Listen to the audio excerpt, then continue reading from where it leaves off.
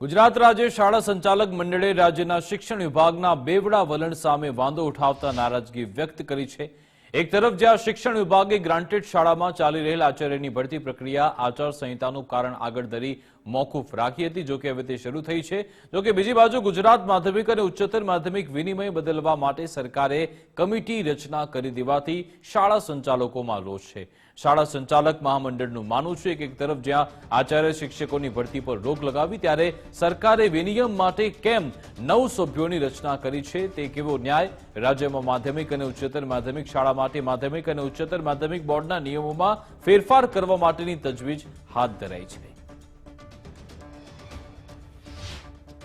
1972માં ગુજરાત માધ્યમિક શિક્ષણ ધારો અમલમાં આવ્યો અને 1974માં વિનિયમો બનાવવામાં આવ્યા।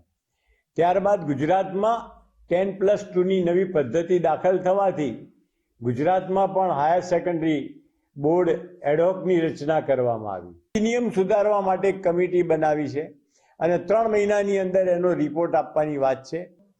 આજે એક બાજુ અમારી પાસે શિક્ષક નથી, આચાર્ય નથી અને અમે છેલ્લા 1 વર્ષથી જ્ઞાન સહાયક કે જ્ઞાન જેને કહેવાય કે અમારી પાસે પ્રવાસી શિક્ષક નથી તો અમે શાળા ચલાવીએ છીએ। એટલે જ્યાં સુધી સરકારના 2 જાતના કાટલા છે, લેવાના હોય તો એના કાટલા અલગ છે ને આપવાનું હોય તો એના કાટલા અલગ છે।